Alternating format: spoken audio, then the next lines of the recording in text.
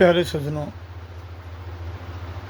हमारी ये आदत है कि हम किसी के साथ में शत्रुता रखते नहीं हैं और ना हम किसी को छेड़ते हैं, ना हम किसी को परेशान करते हैं और ना हम किसी का धन लूटने की कोशिश करते हैं, ना हम किसी की दरा दबाने की कोशिश करते हैं।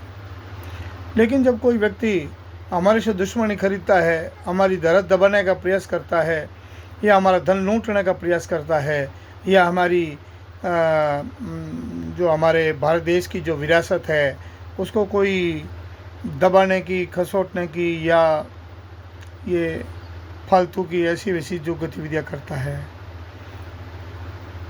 हम उसको फिर बख्शते नहीं हैं।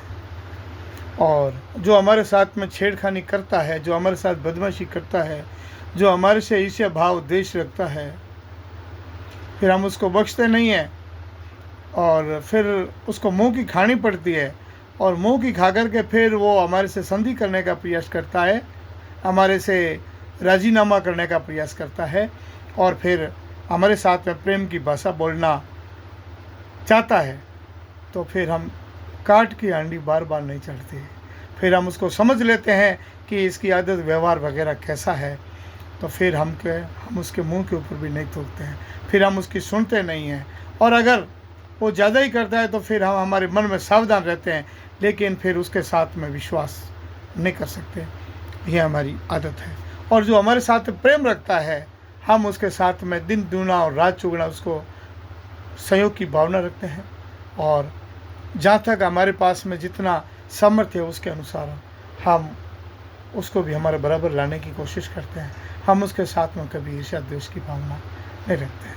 इसलिए जिन्होंने हमारे साथ में प्रेम रखा है उनके साथ में हमने चौगुना प्रेम रखा है, और जिन्होंने हमारे साथ में शत्रुता करी है फिर हम उसके मुंह के ऊपर नहीं थूकते, फिर हम उसको समझ लेते हैं। फिर और होता है कि अगर मैं भारत जैसे देश के साथ में अगर दुश्मनी नहीं करता तो आज वो मेरी मदद करता, मुझे कभी दुख के दिन नहीं देखने पड़ते, और फिर वो पछताता है।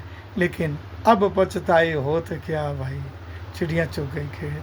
फिर पछताने से क्या फ़ायदा है जब चिड़िया खेत को चुग जाती हैं, उसके बाद पछताने से, समय निकल जाने के बाद में फिर पछताना व्यर्थ है। साथियों, राधे राधे। भारत माता के जय, भारत माता की जय। देश से प्रेम रखो, देश की सेवा की भावना रखो, देश के प्रति भक्ति का भाव रखो। जय हिंद, वंदे मातरम, सीताराम।